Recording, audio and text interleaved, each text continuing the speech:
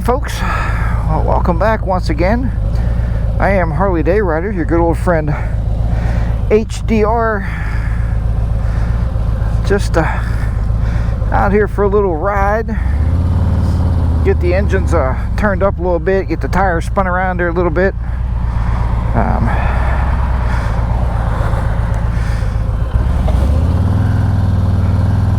I watch all this dirt and gravel out here this time of year, but other than that, how has everybody been doing? Hope you've been doing good. I wanted to get out here and like I said, get the tires spun around there, and I figured I'd get on the bike and turn the camera on and maybe talk to you for a little while, see how everything's going here, and but you know, nothing else. You still get out and ride whenever you want, right? And be able to motivate around a little bit. It's a pretty nice day today, actually. It turned out pretty nice out. It is let's see what we got here, 46 degrees. So you know, I got that kind of cardinal rule. I put the hot wire gear on. Anything under 50, I like to kind of wire myself up and try to keep your core in your hands a little bit warmer. But yeah, you know, and I thought today, as I'm sure the title's going to give this one away, we're going to talk a little bit about social media.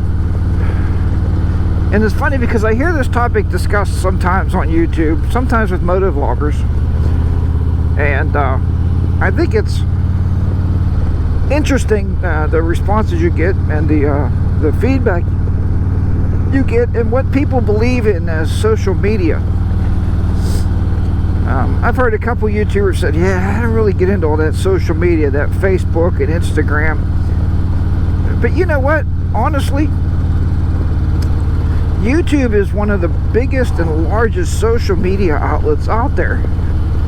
And so if you're doing YouTube, you are doing a social media outlet. Now with that said, I don't know if any of you seen my post recently on Facebook.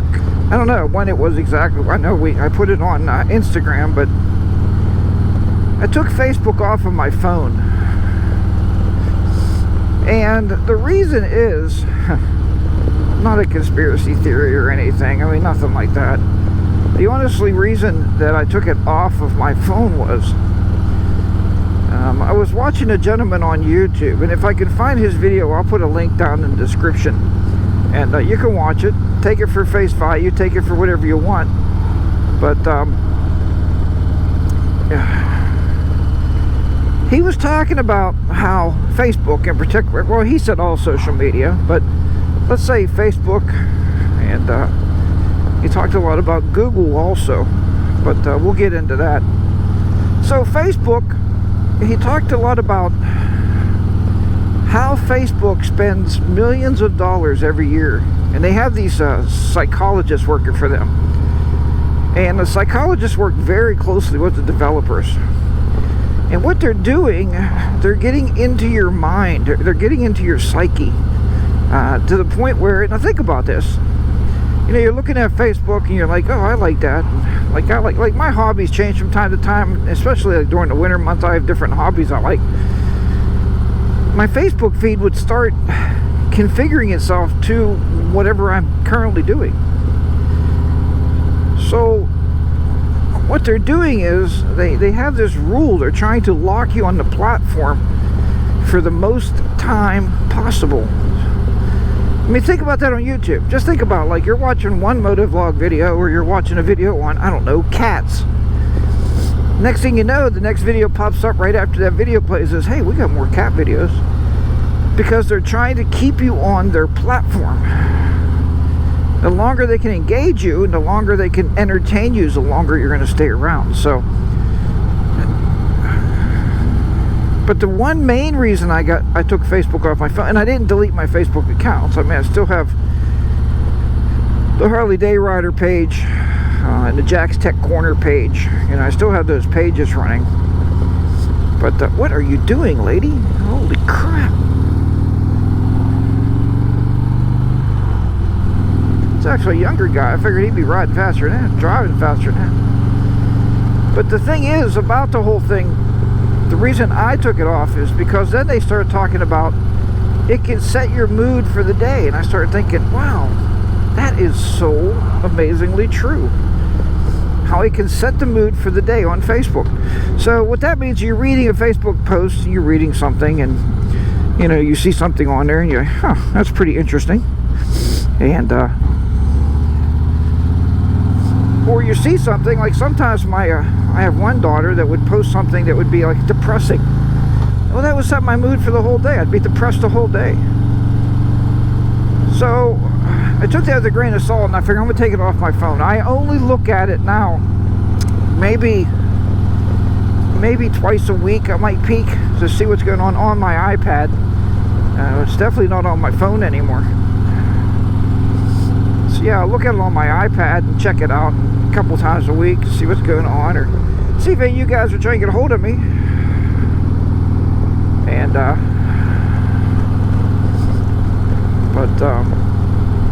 don't really watch it a whole lot. But then I also started watching where, I mean, they're collecting just tons and tons of just petabytes. Now, if you don't know what a petabyte is, I believe it's 100,000 terabytes is a petabyte. And they're collecting petabytes of information on us all the time. They are the collector of your personal data. So, and I try to even refrain from posting on there. Sometimes I like to help people out. If somebody asks a question in one of the groups I'm with or something, I like to help them out and answer the question, you know, if I have a relatively smart answer to help them out. So anyway, that's my take on social media. And my wife, Miss HR, goes, well, but you're still, you post on Instagram. I said, well, yeah, I do, and Instagram's linked to my HarleyDayRider page on Facebook. She said, yeah, but don't you realize that Instagram is still owned by Facebook? I said, yeah, but it's a different kind. It's honestly, it's a different kind of a post, right? I'm not really writing really any of my big thoughts or anything. I'm posting a picture of something and I'm telling you, like, if I like it or where I might be or something. But I don't know, it's just the way it is. But and on Instagram, I'm not really, if the picture's interesting, then I read what you write. But if it's just like a blah picture, then I'm not gonna read it anyway. And I usually don't see a whole lot of negativity on Instagram, not as much as I do on or I did anyway on Facebook. So, but for the YouTubers out there that believe that you're not using social media, you are, my friends. You're using social media. And you, like I said, YouTube is one of the biggest social media platforms on the market. And you know, we all put our stuff there because it's the it's where the viewers are. My son was down recently, not in the house. We were talking about that because he streams on a site called Twitch. And he said, Dad, if I could stream on YouTube, I would be much more successful. I said, well, you could. But if people are looking for people playing games or doing something like that, then they normally go to Twitch. That's the platform for that. So, but not a lot of people over the age of 45 or maybe even 40 even know what Twitch is, except something you get when you have an itch in the back of your neck. Alright, so that's about it. I just wanted to throw this video out there just to see what you think. And let me know what you think in the comments below. Are you on all the social media platforms? Is this social media something that you think fuels maybe maybe if you have a YouTube presence, does it fuel your YouTube presence? Did you find this YouTube video because of my social media presence? I'd like to know that. I don't know.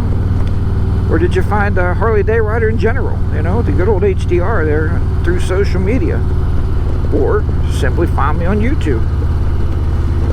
Alright, everybody, I hope you have a wonderful day today. If you do get a chance, like I said, get out there riding. These roads are cleaned up and get some rain there and knock the salt down off of them. And so you can get out there and enjoy your motorcycles a little bit more. I know I pulled my bike out of the garage, and actually one of the pipes is actually a little bit loose. I think I'm gonna have to order a new clamp.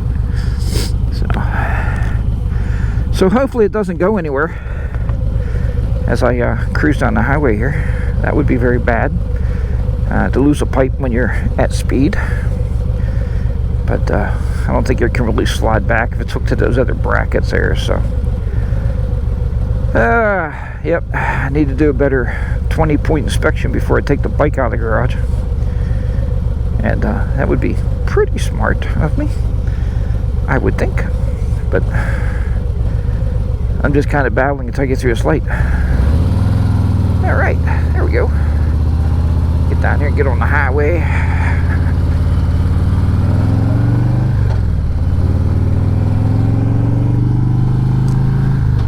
Alright, till next time, you remember what I always tell you, huh? Ride your own ride. Be safe out there. HarleyDayRider will be down and out in the beautiful southwestern Pennsylvania, heading down Route 22 to Weirton, West Virginia. Bye-bye for now, everybody.